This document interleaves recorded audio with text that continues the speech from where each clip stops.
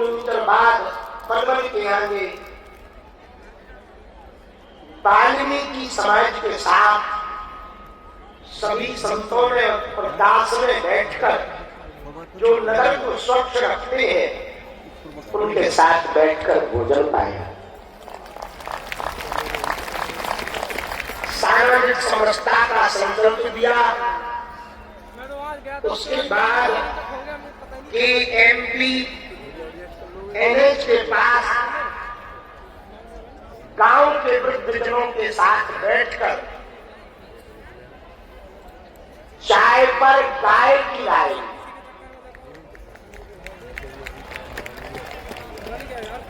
फिर पदयात्रा आगे बढ़ी, औरंगाबाद पहुंची, जहां सभी ने बहुत भावपूर्वक समस्त पदयात्रियों का पूज्य बद्रीनाथ बाबा महाराज जी का आज हमने पहली बार जिंदगी में बद्रीनाथ बाबा महाराज जी को इतना बोलते सुना। हमारी और महाराज जी की दोस्ती 2017-18 से है। तेरा सन 2000 ये बुढ़ापे को दिमाग वो आदमी करीब लगा सरसटिया हो, पूरी सरसटिया हो। सन 2013 के महाकुंभ में प्रयागराज में सबसे बड़ी यज्ञशाला महाराज जी की बनी थी और पूरे महाकुंभ में सबसे बड़ा आकर्षण का केंद्र पूज्य बद्रीनाथ बाबा महाराज जी की यज्ञशाला 2013 में। और वो यज्ञ हमेशा महाराज जी का तो संकल्प ही है, शहीदों के लिए वो यज्ञ करवा रहे थे। तो पूरे प्रयागराज में उस वक्त चर्चा थी। हम बच्चे ही थे, लगभग 17-18 साल की उम्र थी हमारी।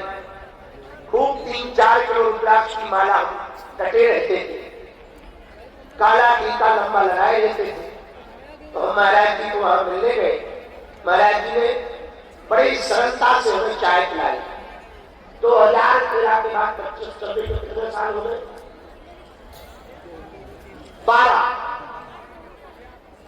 12 साल की इस मित्रता में हमने पहली बार जिंदगी में इतना बोलते सुना है महाराज। और इतनी लंबी लंबी फेंकी।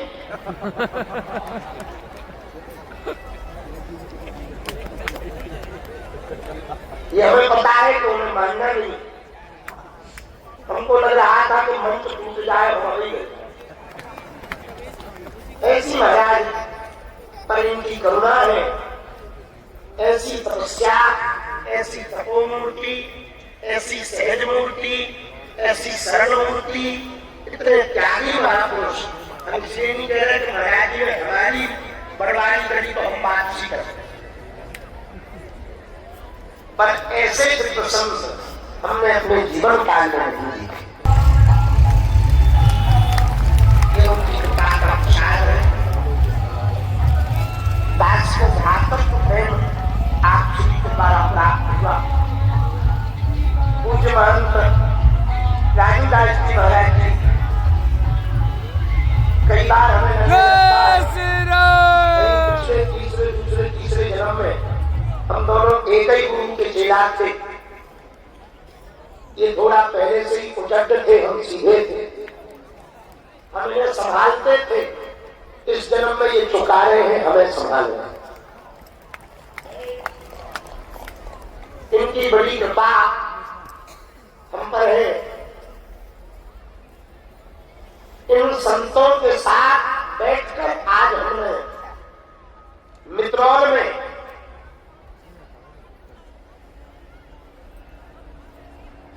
संपूर्ण समाज के साथ चाय को पिए, सामाजिक समरसता का संकल्प भी दिलवाया। आज की पदयात्रा में लगभग 8 से 10 जगह चौपाल लगी, लगभग 1-1.5 लाख से 2 लाख 3 लाख, कहीं कहीं 5-5 लाख पदयात्री दिखाई पड़े।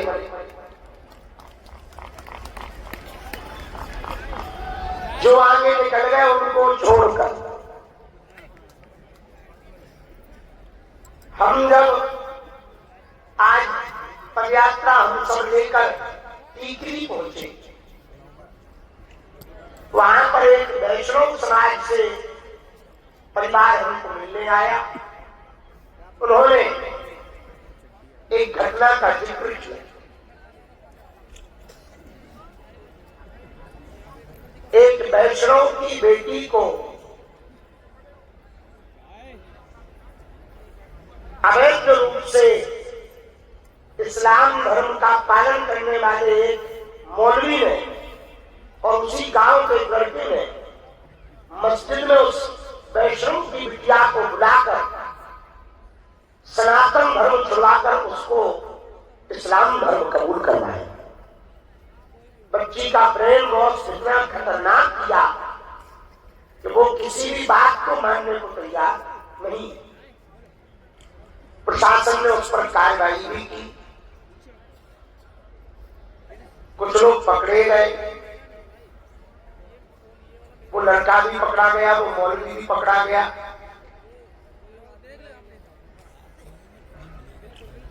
कुछ रह गए।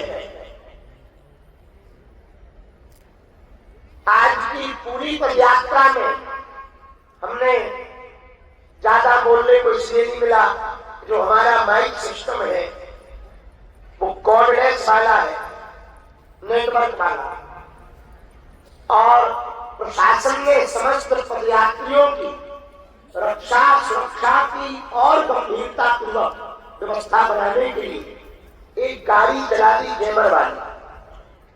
उसमें पूरे नेटवर्क जाम हो जाए, बड़ी खतरनाक गाड़ी।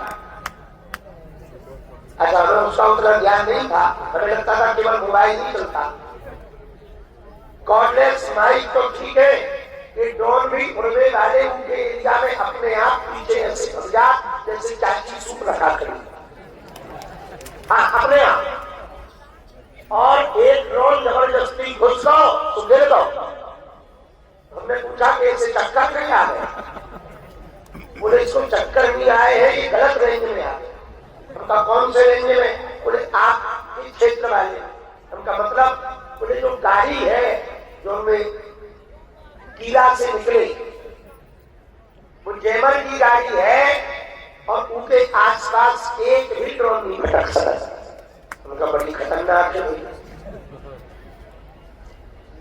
हमारे मन में एक बात आई, काश ऐसी और कोई गाड़ी बने, भगवान विज्ञानिकों को ऐसी बुद्धि दे कि जितने आतंकवादी मजहबी कट्टरपंथी घरों में घुसे हैं उनको निकाल करके बाहर खींचा जा सके।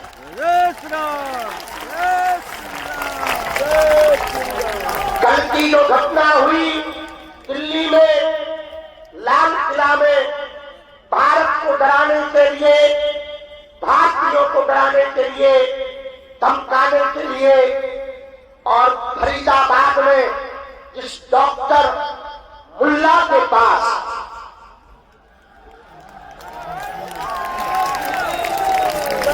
2900 केजी RDX पकड़ा गया, कहीं ना कहीं वो हम सब भारतीयों को, हिंदुओं को, सनातनियों को रोकने के षड्यंत्र के लिए और शहर के शहर मिटाने के लिए उन्होंने तैयारी कर ली थी। और धन्य है भारत की सेना, धन्य है पुलिस प्रशासन व्यवस्था, इंटेलिजेंस ब्यूरो, उसको पकड़ा दिया गया राक्षस को, और उससे बहुत सी सामान भी पकड़े गए।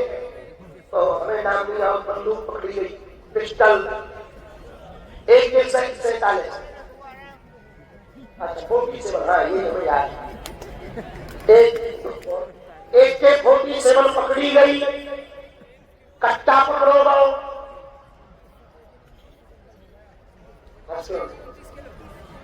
हाँ पिस्टल, पिस्टल पकड़ी गई, आरडीएक्स पकड़ो गो और वो मुल्ला पकड़ो।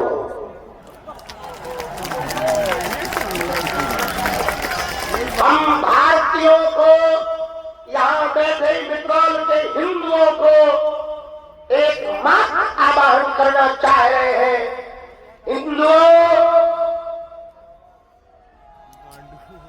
जाग जाओ रे। यदि तुम आज नहीं जगोगे तो कल तुम्हारे हर मोहल्ले में बम फूटेगा। और यदि तुम ऐसा चाहते हो, अरे तुम ना बुरा मान जाना, मान भी जाए तो हल्का न कर लोगे तुम हमारा। हाँ, एक तो तुम छम पे नाच रहे थे, नाम आरे तुमने बताओ, बल्कि तुम्हें जो है कलेक्टर साहब को एक पत्र दे करके सहज रूप से घर वापसी कर लेनी चाहिए। खैर तुम्हारी मर्जी है, हम क्योंकि नहीं, हमारे सनातन धर्म में किसी को भी बलात् रूप से धर्मांतरण नहीं करवाया जाता है। बस यहाँ तो घर वापसी करवाई जाती है, हो जाए क्या बोल रहे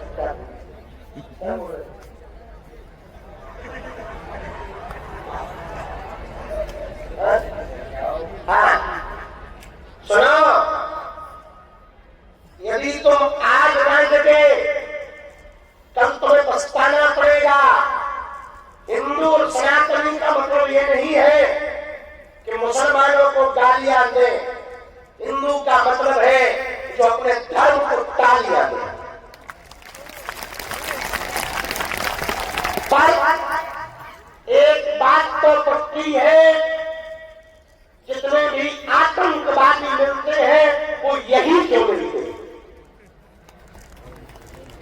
जो हम पर 3 दिन पहले टीवियों की डिबेटों में आरोप लगाते थे, नक कटा हरो, मुंह सर चंदा हरो। सुनो कान खोलकर, तो हमको कहते थे कि बाबा पदयात्रा क्यों कर रहा, इससे नफरत फैलेगी। जो दिल्ली में बम फूटा उससे भाईचारा फूटा है क्या? अब तुम्हारा पक्का मर गया, अब तुम चुप हो गए। एक भी देशद्रोहियों के खिलाफ वो लोग हमें टीवी पर बोलते हुए नहीं दिखे जो कल तक हमारी पदयात्रा का विरोध कर रहे थे। इससे सिद्ध होता है कि वो भी बांग्लादेशी। और सुन लो कान खोलकर, अब हमने कफन बांध दिया, तुम्हें जो भाव हो तुम करो। हम भारत के जब तक 150 करोड़ भारतीयों को एक नहीं कर देंगे, सभी सनातनियों को, तब तक चैन से नहीं बैठेंगे। और बेटा सुनो, तो हमारी पदयात्रा का विरोध कर रहे थे और क्या कह रहे थे कि संविधान के खिलाफ है। बेटा संविधान में ही सामाजिक समरसता का भाव लिखा है। डॉक्टर भीमराव अंबेडकर जी ने जो लिखा है, अभूतपूर्व लिखा है, उनके संविधान की रक्षा इसी पदयात्रा से हो सकती है। तीसरी बात और सुनो, ये तो 2.0 है, ये पॉइंट बेटे बढ़ते ही रहे। और अभी तो तुमने मात्र 1 लाख हिंदुओं को सड़कों पर देखकर तुम्हारा पेट खराब हो गया। बेटा 16 नवंबर को वृंदावन आ रहे हिंदू, तुम्हारी पीढ़ियां और नानियों की भी बुद्धि खराब न हो जाए तो कहना।